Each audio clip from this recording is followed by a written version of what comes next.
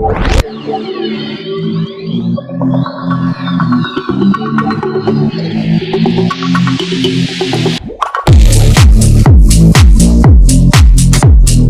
not going to get an answer. The answer will be given to the judge. Is of a fugitive of the law, Mr. Malia.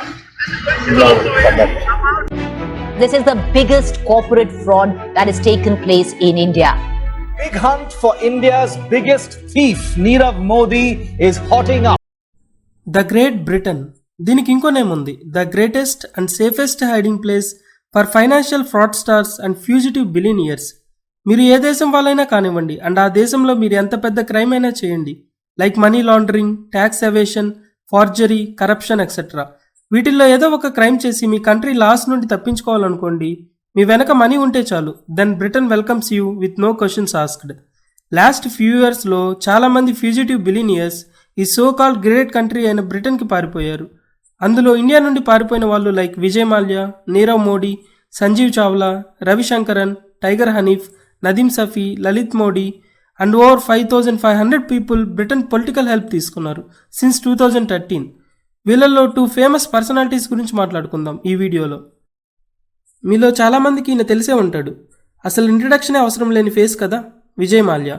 ఈయన 2003లో Kingfisher the king of good times అనే airline start చేశాడు and 2011 కల్లా Kingfisher airlines India's domestic airline మార్కెట్లో second పొజిషన్కి వచ్చింది. But 2012లోనే ఎయిర్లైన్ని పూర్తిగా close చేశారు. కానీ ఎందుకు క్లోజ్ చేయాల్సి వచ్చింది? 2003 నుండి 2012 దాకా ఎయిర్లైన్ బిజినెస్ చాలా బాగా జరిగింది, కానీ ఒక్క సింగిల్ ఇయర్ కూడా కంపెనీ ప్రాఫిట్స్ పోస్ట్ చేయలేదు. ఎందుకంటే ఫస్ట్ కంపెనీ స్టార్టప్ కంపెనీ కావడం వల్ల అండ్ 2007లో డెక్కన్ ఎయిర్లైన్స్ని కొనడం అండ్ మెయిన్ రీజన్ ఏంటంటే 2008 global financial crisis. Overall world ఎకనామీనే ఇది చాలా ఎఫెక్ట్ చేసింది. గ్లోబల్గా ఆయిల్ ప్రైజెస్ చాలా పెరిగాయి. దీంతో ఎయిర్లైన్స్ నడపడం చాలా కష్టమైపోయింది అండ్ మనీ కోసం విజయ్ మాల్యా 19 ఇండియన్ బ్యాంక్స్ నుండి అన్ ఎస్టిమేటెడ్ 9,000 crores అప్పు చేశాడు అండ్ ఆ అప్పు తీర్చలేక 2013లో కంపెనీ క్లోజ్ చేశాడు అండ్ 2016లో లండన్ పారిపోయాడు. It's been 5 years and then flamboyant mister Mallya is still having a good time in London. Next in the list ఎవరంటే Nirav Modi, a fugitive diamond merchant. ఇతను నియర్లీ 12,000 crores మనీ లాండరింగ్ చేశాడు from Punjab national Bank. ఇతని గురించి చెప్పే ముందు మీకు అసలు రియాలిటీ ఆఫ్ బిలియనియర్ స్కామ్స్ గురించి చెప్పాలి. ఈ big industrial companies or business mans ఉన్నారు కదా, వీళ్ళకి ఓన్లీ ఒక కంపెనీయే కాదు, మల్టిపుల్ కంపెనీస్ ఉంటాయి. ఈ multiple companies outside India కొన్ని చిన్న చిన్న ఐలాండ్స్లో ఎస్టాబ్లిష్ చేస్తారు. వీటిని shell companies or dummy companies అని కూడా అంటారు. వీటిని మెయిన్లీ ఫైనాన్షియల్ ఫ్రాడ్స్ చేయడానికి క్రియేట్ చేస్తారు. ఈ కంపెనీస్కి ఎంప్లాయీస్ ఉండరు అండ్ ఆఫీసర్స్ ఉండవు అండ్ వీటి ఓనర్స్ ఎవరో కూడా తెలుసుకోలేము. సో దట్ అథారిటీస్కి చాలా కష్టం ఈ కంపెనీస్ ఎవరు అని తెలుసుకోవడం. బినామీ ట్రాన్సాక్షన్స్ అని వినే ఉంటారు కదా, అవి త్రూ ఈ షెల్ కంపెనీస్ యూజ్ చేసుకొని చేస్తారు. అల్టిమేట్గా మనీ అయితే వాళ్ళ దగ్గరికే వెళ్తుంది. ఓకే, నీరవ్ మోడీ స్టోరీలోకి వెళ్దాం. ఈడీ ఇన్వెస్టిగేషన్లో తెలిసింది ఏంటంటే ఈ నీరవ్ మోడీ 15 షెల్ కంపెనీస్ని అవుట్ సైడ్ ఇండియా క్రియేట్ చేశాడు అండ్ వీటిల్లో 5 కంపెనీస్ హాంకాంగ్లో ఉన్నాయి. నీరవ్ మోడీ ఏం చేశాడంటే ముంబైలో ఉన్న పంజాబ్ నేషనల్ బ్యాంక్ బ్రాంచ్లో 2 ఎంప్లాయీస్ని కొనేసి 12,000 crores worth fake letter of అండర్టేకింగ్స్ని క్రియేట్ చేశాడు. నీరవ్ మోడీకి 5 షెల్ కంపెనీస్ ఉన్నాయి కదా హాంకాంగ్లో, ఈ కంపెనీస్కి మనీ ఇవ్వమని పంజాబ్ నేషనల్ బ్యాంక్ హాంకాంగ్లో ఉన్న యాక్సిస్ బ్యాంక్కి LOIsని పంపారు అండ్ యాక్సిస్ బ్యాంక్ మనీని ఆ 5 షెల్ కంపెనీస్కి ట్రాన్స్ఫర్ చేసేసింది. కానీ ఇక్కడ ప్రాబ్లం ఏంటంటే ఈ పంజాబ్ నేషనల్ బ్యాంక్కి నీరవ్ మోడీ దగ్గర ఎటువంటి కొలెటరల్ ఆర్ సెక్యూరిటీ తీసుకోకుండా యాక్సిస్ బ్యాంక్కి LOIs జనరేట్ చేసేసింది. ఇది యాక్సిస్ బ్యాంక్కి తెలియదు. ఎలాగో పంజాబ్ నేషనల్ బ్యాంక్ సెక్యూరిటీగా ఉందని యాక్సిస్ బ్యాంక్ మనీ షెల్ కంపెనీస్కి ట్రాన్స్ఫర్ చేసేసింది. ఈ 12,000 crores స్కామ్ 2018లో బయటపడింది అండ్ గెస్ వాట్, అప్పటికే నీరవ్ మోడీ లండన్ పారిపోయాడు. మరి ఇప్పుడు ఈ 12,000 crore లాస్ ఎవరికి? పంజాబ్ నేషనల్ బ్యాంకేగా. 2018లో పంజాబ్ నేషనల్ బ్యాంక్ మార్కెట్ క్యాపే 30,000 కోట్లు. అలాంటిది సింగిల్ బ్రాంచ్ నుండే 12,000 crores ఫ్రాడ్ జరిగింది. That is the power of public sector banks in India. ఇలా ఇంకా చాలామంది ఉన్నారు. ఇలాంటి ఫ్రాడ్స్ చేసి అది తెలిసే లోపలే వాళ్ళు బ్రిటన్కి వెళ్ళిపోతారు. కానీ అందరూ ఎందుకు బ్రిటన్కే వెళ్ళిపోతారు? బ్రిటన్ ఎందుకు ఫేవరెట్ స్పాట్ ఈ ఇండియన్ ఫ్యూజిటివ్ బిలియనియర్స్కి? దానికి చాలా రీజన్స్ ఉన్నాయి, కానీ మెయిన్ రీజన్ ఏంటంటే బ్రిటన్ లాస్. యూకేకి ఇండియాకి మధ్య ఒక ఎక్స్ట్రాడిషన్ ట్రీటీ ఉంది సిన్స్ 1992. ఈ ట్రీటీ ప్రకారం బోత్ కంట్రీస్లో ఎవరైనా అక్యూజ్డ్ ఆర్ కన్విక్టెడ్ క్రిమినల్స్ వేరే కంట్రీ వాళ్ళు వాళ్ళ కంట్రీలో ఉంటే ఆ కంట్రీ వాళ్ళు రిక్వెస్ట్ చేయొచ్చు వాళ్ళని రిటర్న్ చేయమని. దీనిని మీరు ఒక ఇంటర్నేషనల్ కోఆపరేషన్ అనుకోవచ్చు. కానీ 1992 నుండి 2016 దాకా ఇండియా 23 టైమ్స్ ఎక్స్ట్రడిషన్ రిక్వెస్ట్ పెట్టింది యూకే గవర్నమెంట్కి. బట్ ఎన్నిసార్లు వాళ్ళు యాక్సెప్ట్ చేశారో తెలుసా? ఓన్లీ 1.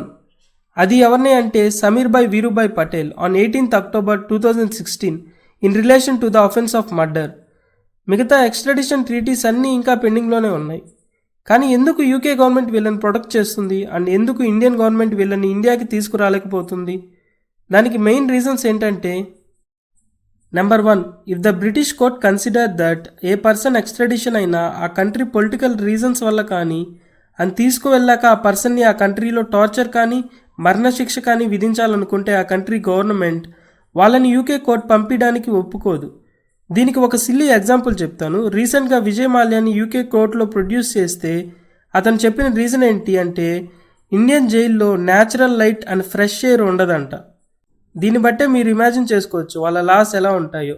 ఇచ్చేయండి సార్, బెయిల్ ఇచ్చేయండి. బెయిల్ అంటే ఇవ్వండి రా, బెయిల్ అంటే ఇవ్వండి, లాయర్ గారు చెప్తున్నారు. And next money. యూకేకి వెళ్ళే వాళ్ళంతా ఊరికే వెళ్ళరు కదా, కొన్ని కోట్ల మనీని వాళ్ళతో పాటు తీసుకొని వెళ్తారు. ఇలా వాళ్ళ కంట్రీకి మనీని తెచ్చే వాళ్ళని బ్రిటన్ తప్పకుండా కాపాడుతుంది.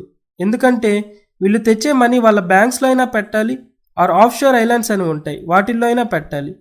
కొన్ని రిపోర్ట్స్ ప్రకారం బిట్వీన్ 2006 అండ్ 2015 ఈ 9 ఇయర్స్లోనే యూకే గవర్నమెంట్కి నియర్లీ $129 బిలియన్ మనీ వచ్చాయి ఈ ఫ్యూజిటివ్ బిలియనియర్స్ నుండి. ఈ మనీని బ్రిటన్ వాళ్ళ offshore islands like British virgin islands, Cayman, Jersey ఇలాంటి ఐలాండ్స్లో పంపుతారు.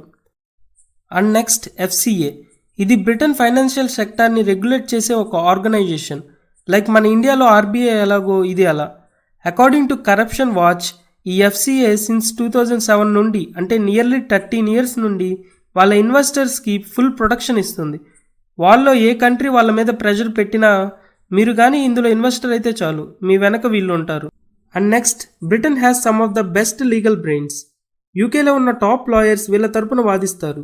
ఈ లాయర్స్కి వాళ్ళ లాస్ గురించే కాదు మన ఇండియన్ లాస్లో ఉన్న లూప్ హోల్స్ కూడా బాగా తెలుసు. ఇప్పుడు మీకు అర్థమైంది అనుకుంటాను, బ్రిటిషర్స్ ఊరికే ఒకప్పుడు సగం ప్రపంచాన్ని రూల్ చేశారా? ఫస్ట్ వాళ్ళు ఇలాంటి ఫ్యూజిటివ్ బిలియనర్స్కి హెల్ప్ చేస్తారు అండ్ నెక్స్ట్ వాళ్ళు తెచ్చే మనీలో షేర్ వాళ్ళు తీసుకుంటారు. కానీ ఇక్కడ మనం యూకే గవర్నమెంట్ని బ్లేమ్ చేస్తే మనకేమొస్తుంది? అసలు రియల్ ప్రాబ్లం మన సిస్టంలో ఉంచుకొని నవంబర్ 2019లో ఫైనాన్స్ మినిస్టర్ ఏం చెప్పారంటే బిట్వీన్ ఏప్రిల్ టు సెప్టెంబర్ 2019 ఈ 6 months పీరియడ్లోనే ఇండియాలోని PSU బ్యాంక్స్ నుండి నియర్లీ 95,000 crores ఫ్రాడ్ రిపోర్ట్స్ వచ్చాయంట. చాలామంది పెద్ద పెద్ద బిజినెస్ మ్యాన్స్ మన ఇండియన్ PSU బ్యాంకింగ్ సిస్టంలో ఉన్న ఇన్ఎఫిషియన్సీ అండ్ అవుట్డేటెడ్నెస్ని అడ్వాంటేజ్ తీసుకొని ఈ ఫైనాన్షియల్ స్కామ్స్ చేస్తున్నారు. బ్యాంక్స్ కూడా లోన్స్ ఇచ్చే ముందు కంపెనీ ఫైనాన్షియల్స్ ఏంటి, వాళ్ళ బారోయింగ్స్ ఎంత, వాళ్ళ రీపేమెంట్ హిస్టరీ అండ్ వాళ్ళ కొలాటరల్ అసెట్స్ ఇవి సరిగా చూడకుండానే కొంతమంది ఎంప్లాయీస్ మనీ చూసి లోన్స్ శాంక్షన్ చేసేస్తున్నారు. Like in the case of Nirav Modi and Punjab national bank, without any collaterals manager Nirav మోడీకి లోన్స్ ఇష్యూ చేసాడు. ఇలాంటి financial frauds without internal cooperation and collaboration అసలు జరగలేవు. ఓకే, ఫైనల్లీ ఇలాంటి ఫైనాన్షియల్ స్కామ్స్ ఎప్పుడైతే జరుగుతాయో అప్పుడే బ్యాంకింగ్ సిస్టమ్ అండ్ గవర్నమెంట్ ఇంకా స్ట్రాంగ్ అవుతాయి. That's it for today's video. ఈ financial fraud stars and fugitive billionaires గురించి ఇంకా బాగా తెలుసుకోవాలనుకుంటే నెట్ఫ్లిక్స్లో బ్యాడ్ బాయ్ బిలియనియర్స్ అనే షో ఉంది, ఒకసారి అది చూడండి, చాలా ఇంట్రెస్టింగ్గా ఉంటుంది. అండ్ స్కామ్ 1992 అనే ఇంకో సిరీస్ ఉంది, సోనీ లైవ్లో ఉంటుంది. ఇది హర్షద్ మెహతా లైఫ్ స్టోరీ గురించి చాలా బాగా ఎక్స్ప్లెయిన్ చేశారు ఈ సిరీస్లో.